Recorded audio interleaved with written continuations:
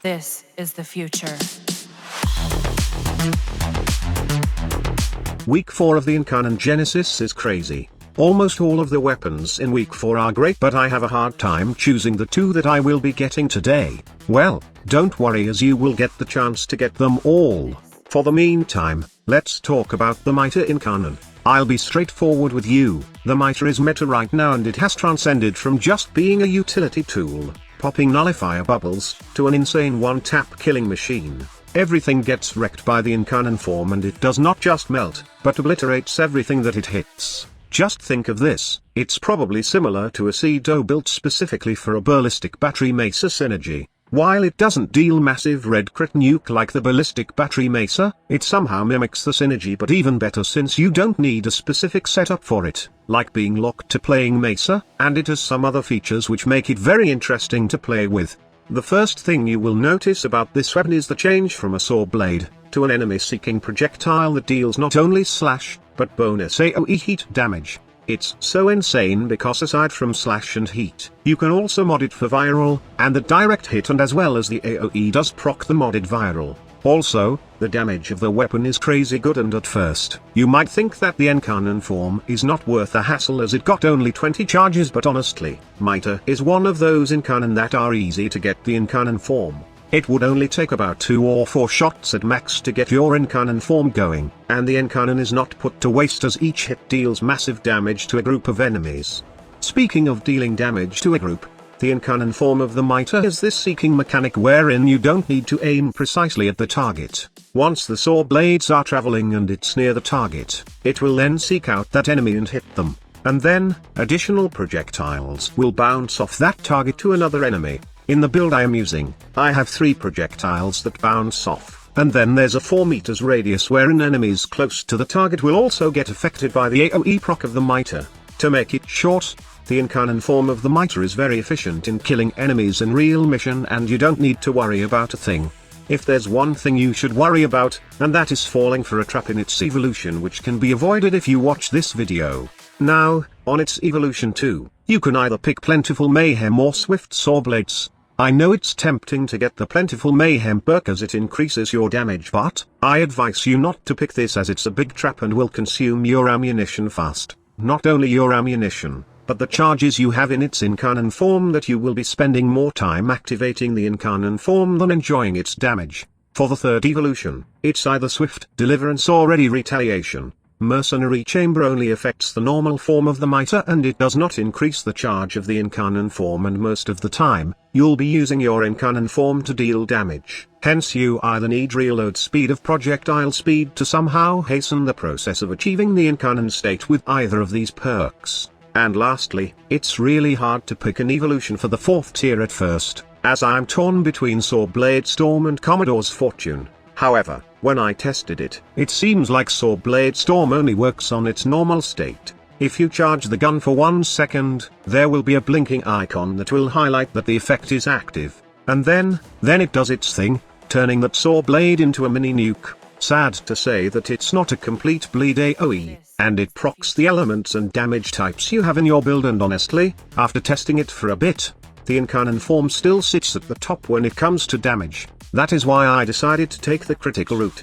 And here is my build for my incarnon Mitre. I did say that will be meta after the incarnon since the upgrade is really massive. I know there are other options, and week 4 has some insane incarnon weapons right now, but, in the case of Mitre, it jumps from a utility gun to a damage dealing gun which does insane AoE damage. The best part about this is the Mitre has a 5-star riven disposition, which means you can ramp up the overall DPS of the weapon. In my case, I have multi-shot, critical damage and heat riven.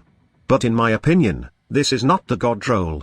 If you are looking for the ultimate riven of the Mitre, then I advise you to go for critical chance, critical damage, and multi-shot. The damaged part is not necessary since we have arcanes right now that can give us that. Take note that this build is especially for the incarnon form, and you will have tons of fun using it with this mod setup. And also, there are a couple of synergies that I would like you to try out with the new incarnon Mitre to further boost the damage potential of this gun.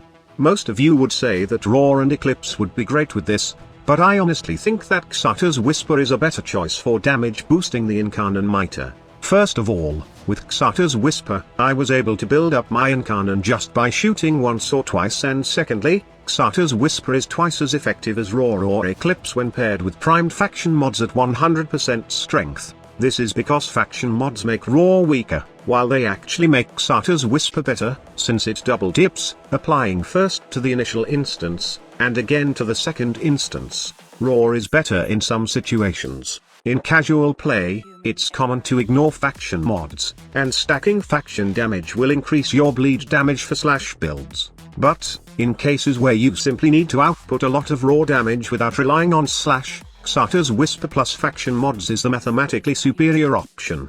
At higher levels of ability strength, the difference between the buffs widens.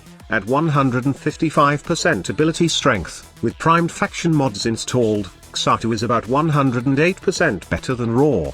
With non-primed faction mods, Xata still gives a 46% larger buff than Roar. Without no faction mods, Roar is about 13% better than Xata's. In all cases, the highest raw damage output occurs when using faction mods, primed or not, with Xata's Whisper. Also, earlier today, I showcased a mag wielding an incarnon Miter, and without any charges from the arcanes or galvanized mods, it completely obliterates enemies that are inside the bubble. I was using Xata's Whisper on it, with the mag bubble, plus this build, and it wiped out all the enemies inside the bubble.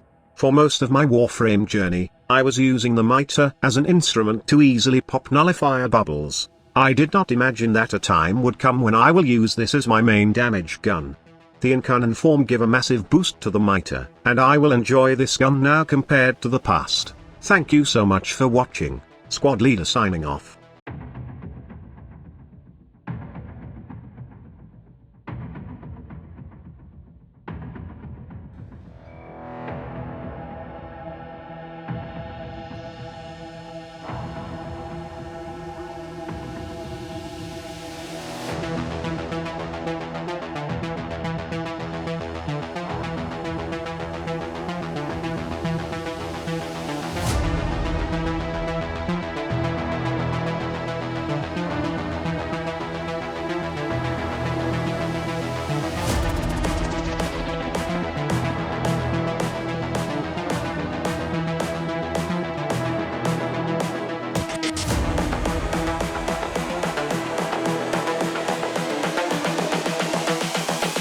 This is the future.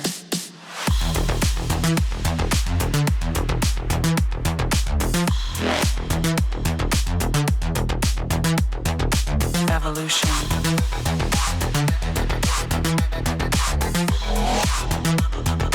This is the future.